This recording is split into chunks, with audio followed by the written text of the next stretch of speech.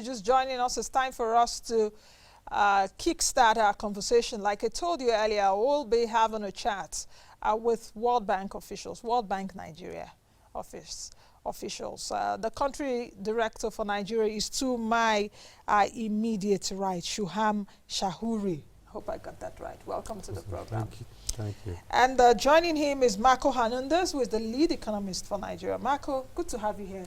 Welcome to the program. Welcome to our studio. Welcome to our office. Welcome to our station. And welcome to Nigeria, because you both are just new.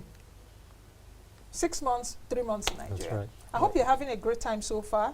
Absolutely. It's been very intense and busy, but incredibly fulfilling, and then it's been a really kind of great welcome in terms of how warm everyone's been. Should I take that? I wanted to ask you what would be the one word when they ask you Nigeria, when they tell you Nigeria, what would be the one word for us? One word, not one sentence. Friendly. Fantastic. Marco? I was going to say happy, but that's very close. Yeah, happy. After all, we're once the happiest people in the world at a time. Anyway, welcome to you both. Shubham, I'll start with you, and let's start on the premise before we go to the report. I did say earlier on, I did show you this report, viewers. This is what we'll really be chatting about and some other things, so to speak. The Nigeria economic update that was just released a few weeks ago. But let me get started on this premise. World Bank Nigeria office. What do you guys do? So that you understand, not because you saw bank or you hear bank. What do you do? So globally, the World Bank's mission is to help eliminate poverty, extreme poverty. And the way we do it is to work with our member countries. The World Bank is like a development cooperative. You know, the word bank is there, but really we're owned by our member countries. Nigeria is one of almost 185 countries. And our basic mission is to help our member countries eliminate poverty. Nigeria is critical for that because at this point in time, Nigeria has just overtaken India, where I'm from, as the country with the largest number of absolute extreme poor. Okay, so Nigeria is absolutely critical to the World Bank's global mission, and that's why we're here in Nigeria. We provide three things. Obviously, we provide financing to help poverty reduction efforts. Then we provide any other kind of knowledge, advisory, analytic services, drawing on our experience working in other countries. What's worked, what hasn't worked, where could Nigeria learn from, countries like Indonesia, India, what could Nigeria offer to those countries? And then lastly, what we call facilitation or convening, which is help bring together our member countries. So, you know, whether it's a study tour from Nigeria to India or vice versa. So these are the three things we do, and the financing we provide here in Nigeria, it's not donor financing. You know, it really is financing that's allotted for Nigeria that flows through the government budget and really is no different from, you know, the government's own revenues, okay? So really how that financing gets spent is really a government decision. It goes through the budget and hopefully targeted towards the priority areas that will really help realize the vision of lifting 100 million Nigerians out of poverty. It's good that we started on the premise so that people don't get it misinterpreted for the fact that you have World Bank, so that they don't approach your office thinking you're giving some sort of grants or, you know, to individuals. Now, let's start with this report, 58 pages. I went through it online, of course. You know, quite a whole lot of things I picked up. But Marco, let me come to you because you are also part of this. Give me an eagle's eye view of this report. Of the report, of course. And once again, good morning to all Nigeria. I think that one of the key messages of the report is that growth is recovering, but that recovery has been gradual, right? So if we take that bird's-eye view, the first thing is to see where we have been coming from. So the Nigerian economy was growing at a very fast rate, at about 7% or so. during the 20 years before the oil shock that happened in 2015. At that point, growth decreased significantly and led to this recession, and then the economy started to recover. But that recovery in 2017 and 18 was starting to pick up, but then it slowed down in 2019. This was due to a variety of reasons. External factors played a critical role, but at the same time also there were the uncertainty that investors had around elections and what was happening also with some of the security risks that the country was facing. For example, in the case of agriculture, the farmer-soldiers conflict, or the lower production that was coming from the northeast because of insurgency. So that recovery has continued, and we are projecting that in 2020 and in 2021 it will continue to pick up. But that pickup would only be based, or the speed of the recovery would be based on the acceleration of structural reforms. If those reforms are put in place that can increase the ability of the government to invest in much needed physical infrastructure or human capital, to improve the macroeconomic management so that Nigeria will be better able to address shocks, or also to ease the environment through which businesses can operate so that more firms can enter the market, they can compete on an equal footing with other firms and also grow, right? And in their search for profits, create the much needed jobs that that Nigeria desperately needs. So that recovery, I think, is one key message. On the other side, you have what's happening on the ground, and what people care about are jobs. And in the case of the job pattern, what we saw from the latest year for which we have data, which is 2018, is that there were about 450,000 new jobs that were created. So basically, this is taking into account the jobs that are gained and the jobs that are lost. From those 450,000 new jobs, that's positive news because we're creating jobs. Just to put that in perspective, in the previous year, which was 2017, just 1 year after the recession, the economy had lost about 700,000 jobs, right? So we're moving in the right direction in that respect. But then again, we need to compare how that pace of job creation is vis-a-vis the entrance to the labor market, because Nigeria's population is growing fast. Many Nigerians are looking for jobs. So if we compare to that, we have more than 5 million people in that same period in 2018 that were looking for jobs. So the vast majority of them became unemployed. And if we take another step back and we compare the past 5 years, over that period you have 19 million Nigerians that enter the labor market. And of those 19 million Nigerians, only 4 million were able to secure a job. So that leaves us with 15 million that were unemployed. So that's a critical challenge, which of course highlights the urgency for advancing reforms and trying to change that situation so that we can become very prosperous. Marco, just a follow-up question to that, especially what you said about jobs. And very critical in your report, you talked about productivity. What kind of jobs should Nigeria create to accelerate economic expansion? Because I know that about 40% of Nigerians are engaged in agricultural sector and is informal. So there is also a danger that there is a risk that there are a lot of informal jobs in Nigeria. Nigeria is not so much formal. Productivity is low. I hope you catch what I'm saying. Yeah. No, absolutely. I mean, the issue of productivity is essential, right? Because what is our key objective? To promote faster growth, but for that growth to be more inclusive, which would translate in job creation, and also for that growth to be sustained. And productivity is the basis for all of this, making sure that Nigeria gets the most out of the natural resources and also people's resources that are in the economy.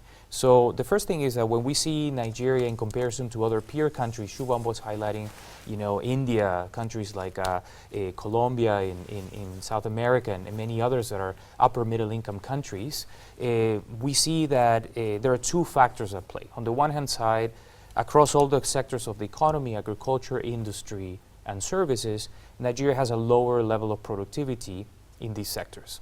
But the second dimension is that you have more people working in lower productivity sectors. So for example, you highlighted for around 40% of the labor force is working in agriculture. That compares to about 12 to 15% in other upper middle income countries, right? So you have many more Nigerians that are working on a low productivity sector getting lower wages, many of them informal, without necessary protection. So in the report, we go into depth about what can change to boost productivity and make sure that that productivity is sustained across time.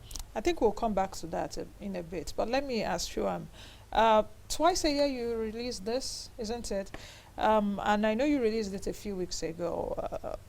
What does it reveal? And perhaps from the release till now, has the sentiments of the World Bank Nigeria office changed a bit? Because a lot can change. Right.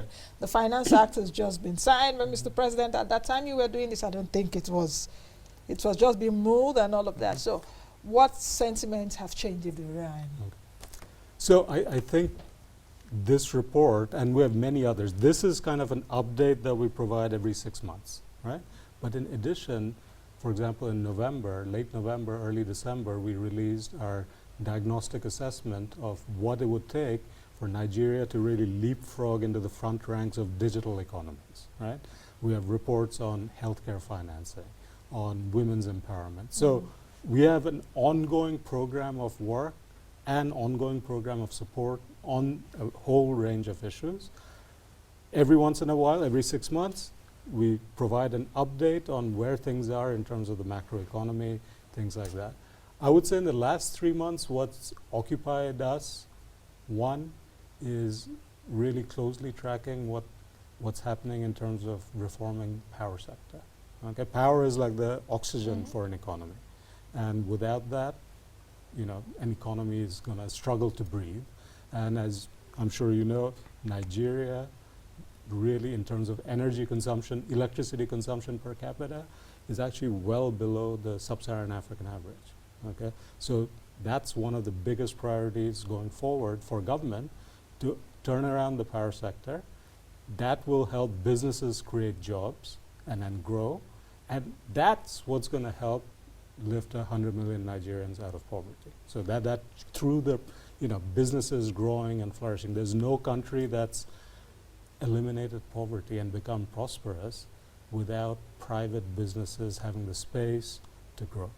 The second thing is, we have, because of this, an ongoing program of support to government as it tries to improve the business environment. So you may know that when the World Bank released its annual Doing Business report in late October, Nigeria was highlighted as one of the top 10 improvers. Okay? Now it's key that it's improvers, because Nigeria in absolute terms is still got a long ways to go.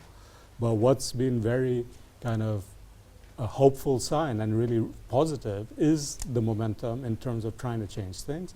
And one of the things that we've been really focused on in the last 3 months and anticipate doing in the next months and years is how can we not only help Nigeria sustain that momentum, but also take it down to the level of the states. Most businesses, ordinary people, their experience of basic services, whether or not they can set up a business, is really determined by the state governments. So this is what we've said to many of the state governors, that look, you have the power to really, your states can grow, create jobs, if the right kinds of reforms are put in place.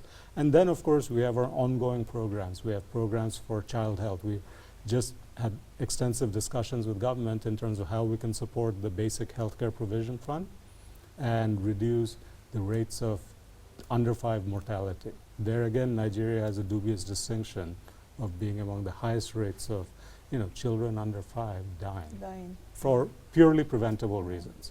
So the program that we've been talking about is how can we help primary healthcare facilities and the state and state health departments, Federal Ministry of Health, under the National Primary Healthcare Development Agency, really roll out and scale up their immunization plus programs, malaria control programs. So there's another program on getting out of school children. I was coming to that. Right. Over 13 million children. Again, number 1 in the world. Yeah. Okay, so that's what keeps us busy on a day-to-day basis. Let me come back to Marco. Key takeaways from this: jump-starting inclusive growth, unlocking the productive potential of Nigeria's people, and resource endowment. For someone that hasn't seen this report, just summarize in a minute, if you can. Of course. Then we'll dig deep. Okay, so the first thing is that there have been positive steps to advance a series of measures to try to make the economy more productive, right? So as Shubham was already highlighting, there's still ways to go in a series of areas, but it's important to also highlight those improvements. For example, in addition to the doing business improvement, there have been measures to try to digitalize the economy, to try to improve access to finance, and also measures to increase the safety net that workers will need to make sure that they're protected when they lose a job and they are trying to get back on their feet, so to speak. Now, the agenda going forward that we highlight in the report is based on 4 key pillars. On the one hand is the importance of further strengthening policy transparency and predictability. So what does this mean? This means the focus on improving macroeconomic management, the coordination between fiscal and monetary policy, which is critical, and you have been covering this in your program for some time, and also the agenda on domestic revenue mobilization. The Finance Act adoption, of course, a very important step in the right direction, and the agenda will need to continue, especially when it comes to further improving tax policy so that the state has more resources to invest in human capital, to invest in infrastructure, but also to ensure that the paying of taxes is easier for businesses so that small and medium-sized enterprises can continue to grow. So that policy transparency and predictability is a core dimension. A second one is the investments in infrastructure, as we have been discussing already today, combined, of course, with building skills for the population. A third dimension is the easing of doing business. And here, some of the aspects, for example, that Nigeria has been making progress that have led to those improvements in doing business are, of course, worth to be noted, but there is also other areas where we can continue to see improvement, line titling, so that there is a better opportunity to invest, for example, in agriculture, or also to make it easier for firms to compete with others on an equal footing, so the competition role as well. And the final one is access to finance. So access to finance so that not only firms can enter the market, they can compete, but they can also scale up their business. And as we were highlighting before, in their search for profits, contribute to the job creation that the country would need to move forward. Let's take a look at, perhaps to you, Shubham, what do you think is the greatest risk facing the country? I know you enumerated a few, but what is the greatest risk facing Nigeria right now? I think the risk is that there isn't enough of a consensus that's built up around some very obvious and absolutely essential steps. So I would say power sector reforms is an example of one. What to do about really getting primary healthcare services to children. Okay, so this is there has to be a consensus at all levels of society, but across the political leadership, at the state level, across the executive and the legislative, between the federal and the states, between the government in power and the opposition parties. There has to be kind of a national consensus, because the kind of what needs to be done, I think everyone agrees on, and yet actually making dramatic progress on that has proved a bit difficult, and it seems to take longer than it really needs to. And the risk is that Nigeria, instead of realizing this tremendous potential that it has, instead, that people start to lose hope because you don't see the progress. So I've given you examples: power, health, and ultimately the jobs.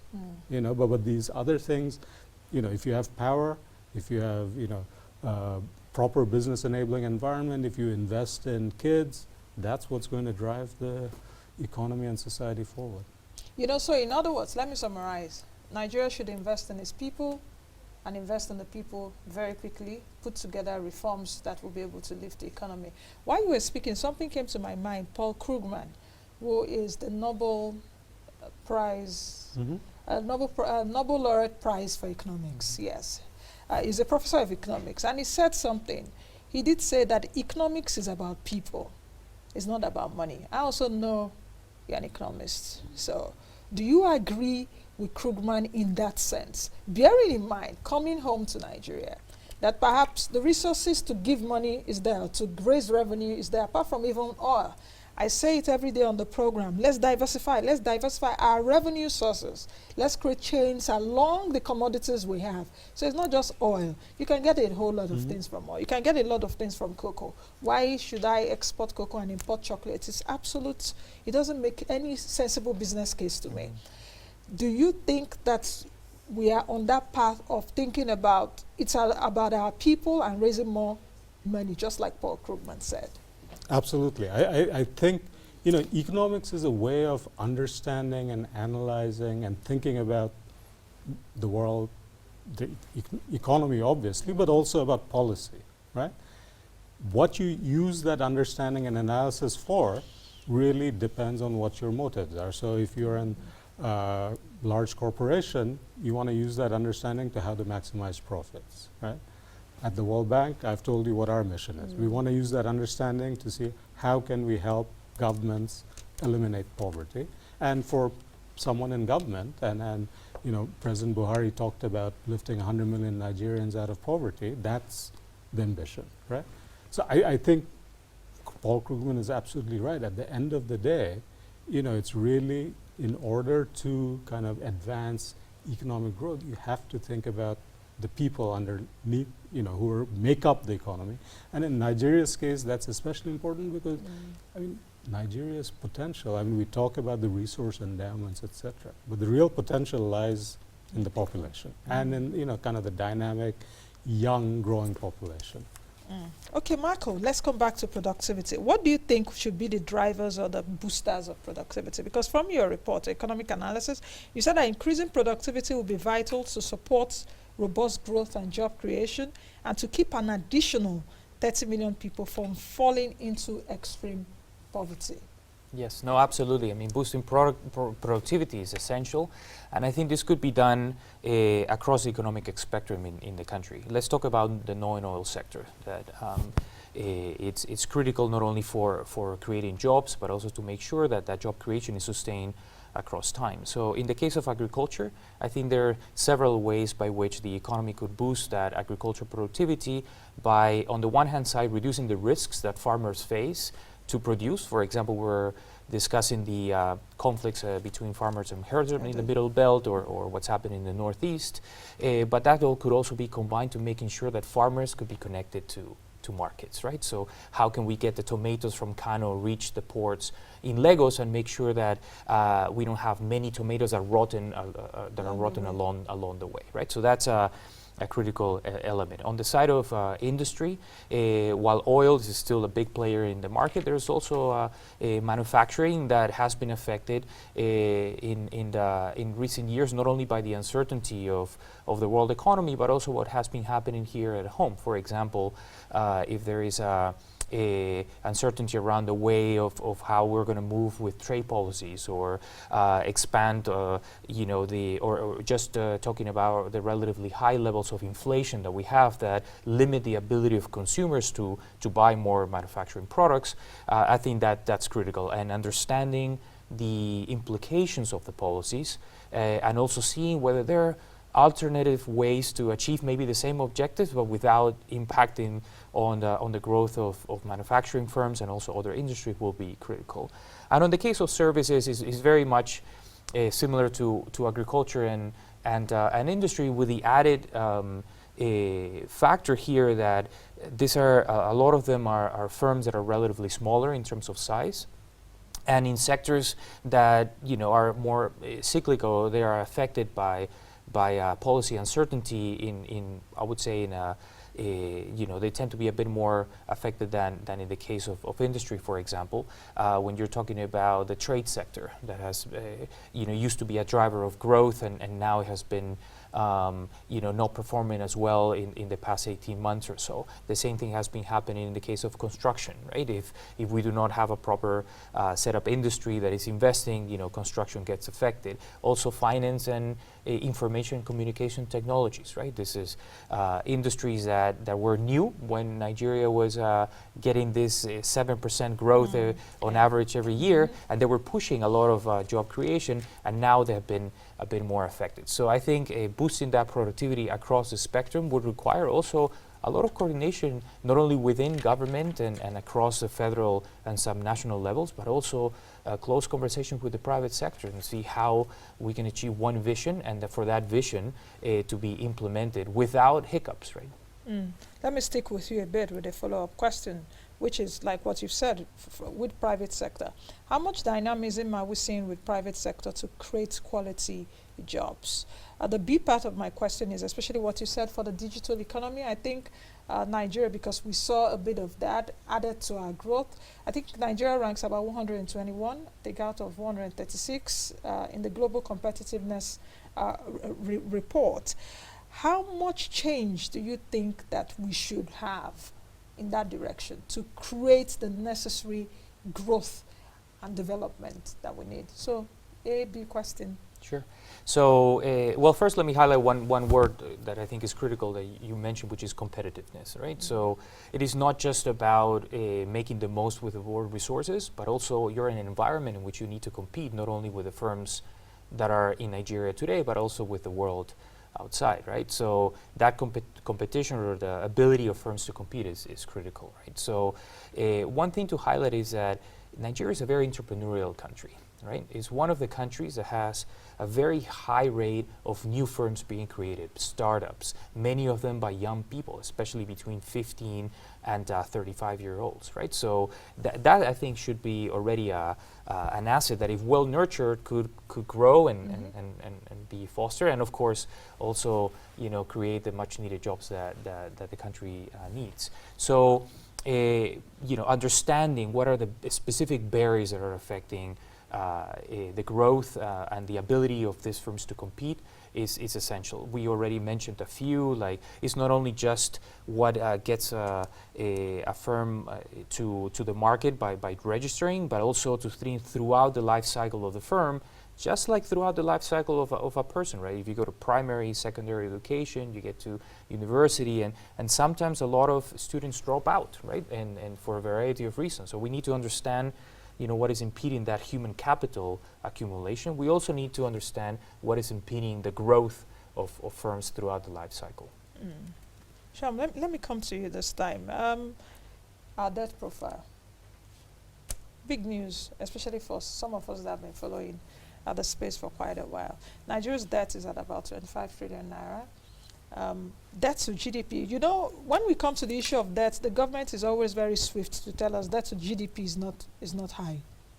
But we also pointed out to them that debt to revenue service, debt to revenue, because our debt profile is rising, but our revenue isn't rising as much. What do you think? What other options are there for the government? If we say don't go borrowing again, what do they do?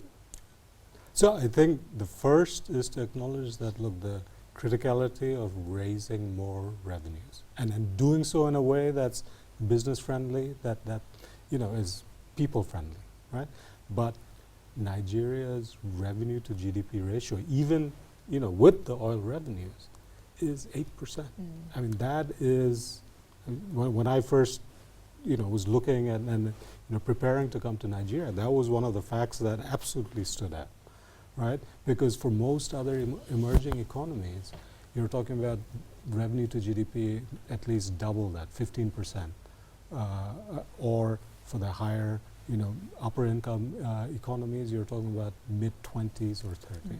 So figuring out and how to raise revenues, I think has to be, one of the central kind of priorities.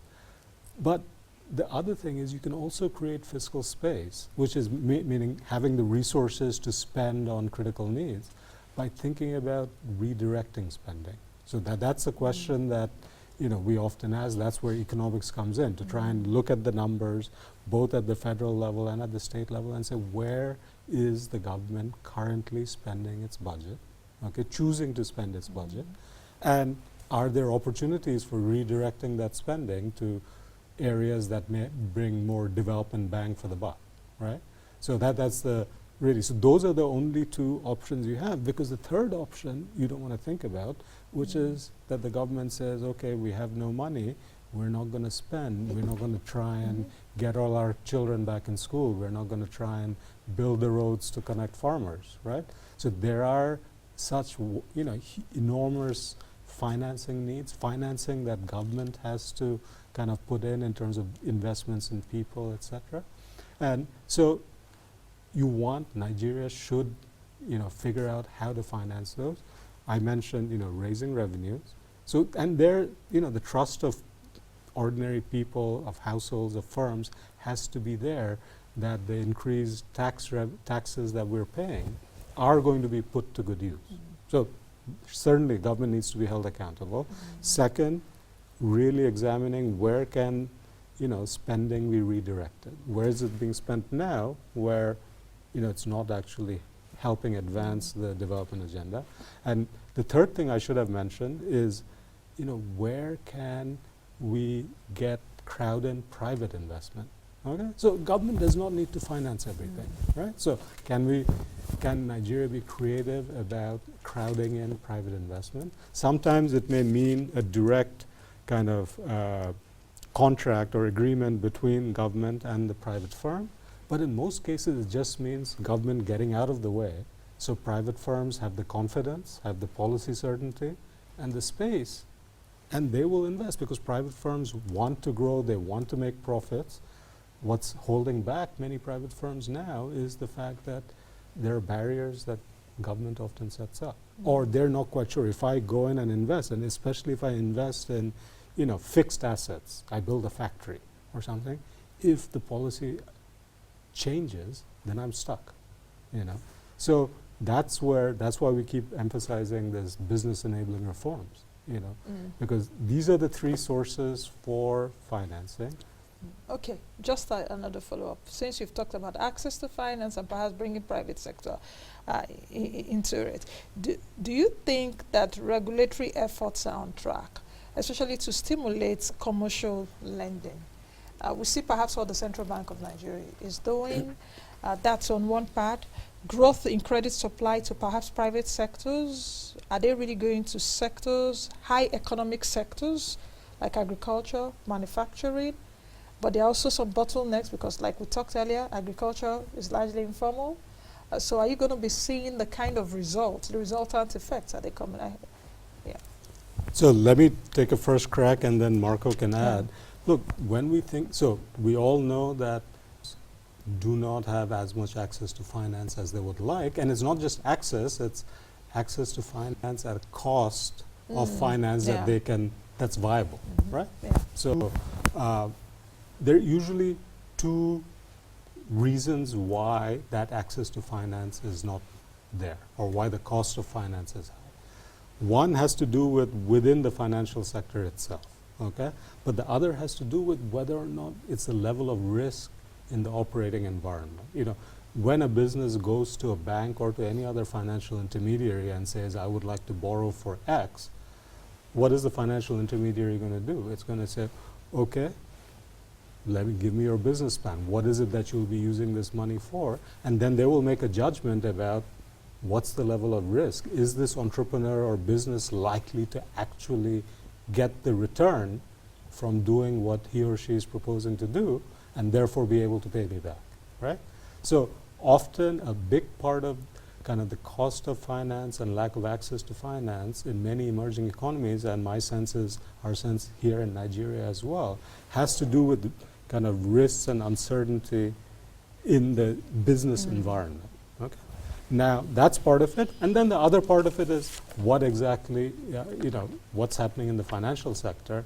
Are banks choosing, maybe their perceptions of risk are higher than they should be, or is it that they think they have other avenues for investment instead of lending directly to real businesses?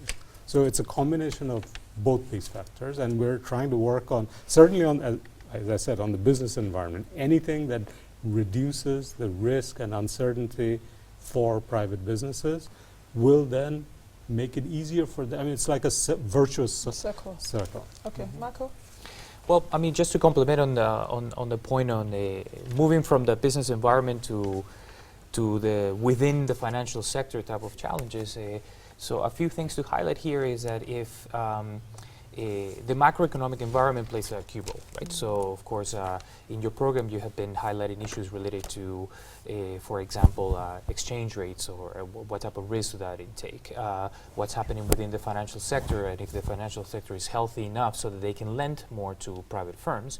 Those things need to be taken into account. We have seen good progress in the harmonization of exchange rates, but there are still multiple windows. And that could generate some uncertainty when it comes to what's going to happen with the exchange rate. Is it flexible enough so that it could be addressing shocks? And as a result, what would happen to my debt if there is a movement on that front? On the other hand, is also how banks are performing. So the good news here is that non-performing loans are coming down. That means that banks are healthier, they are more profitable, but they're also trying to see where they can put their resources, right? Are they going to risk it for a particular firm, especially if that firm doesn't have a lot of information, for example, because if it's small or a new player in the market or a medium-sized firm that is still yet to expand their businesses or core operations, right? And also where the banks can put their money, right? So if they see more attractive yields somewhere that is not in the real sector, that would also reduce their incentives to lend, right? So I think these things have to be taken into account, and that coordination at the macro and micro levels is critical, not only to make sure that banks continue to strengthen their balance sheets and their assets so they're more healthy to lend, but also to make sure that the macro environment is adequate to reduce those risks and ensure that more firms will be willing to risk their positions. Okay, just finally, because we have to go, it's almost 12. When you're having a good conversation, the times run so fast. Let me come to you. I also noticed from your report, of course, unemployment is high in Nigeria, but it's more acute among women and young people. What policies can be put in place to improve economic opportunities? We are not sidetracking the men, but there are still unemployment opportunities for women and young people. Just to to close the conversation, is in your report you also talked that Nigeria stabilize, consolidate, and accelerate. Where are we now? What should we do to get to the acceleration point? So let me take a first crack again. Look, for youth and women and girls, right? It's with women and girls, with girls, part of it is just keeping them in school longer, right? So one of the things that stands out about Nigeria is the very large attrition rates for girls as opposed to boys as they go through from primary to junior secondary to senior secondary to university, right? So how do you keep girls, young women in school so that they can accumulate the human capital that then gives them a leg up in the job market, right? So that's a big part of it. With youth in general, it's really about making sure that they have the right sorts of kind of market relevant skills coming in. Some of it is the basics, the foundations. You want to make sure that when they're in school, they really get the foundations right.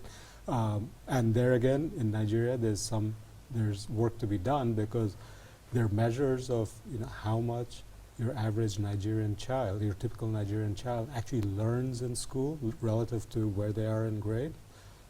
There's a huge gap.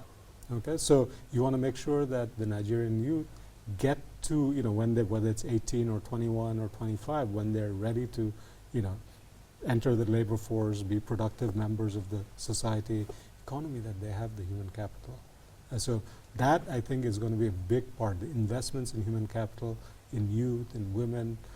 With women, it's just, again, I mean, this is partly to do with, as I said, the human capital base, but partly also with, are there aspects of the legal or social norms that not act as natural inhibitors? That won't happen Traditional overnight. practices, sociocultural practices. But I mean, that won't happen overnight, but in many countries, including, I would mention Bangladesh, where as the economic opportunities became available, over time, participation in the labor force, in the formal labor force, grew, and that has become one of the drivers of why Bangladesh has kind of moved so far ahead on so many fronts.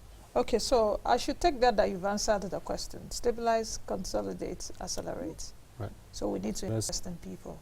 Invest in people, invest in, and then create the space for private sectors to do everything else. Marco, one final Potential, thought. right? We believe in Nigeria's potential, right? And that they could become a $2 trillion economy and of course lift 100 million people out of poverty, right? In order to do that, it would need to accelerate reforms, and we'll be happy to support. Thank you very much, gentlemen, Thank you. for joining me on the program. Today it's been so nice having you both. I hope we'll do this again sometime soon.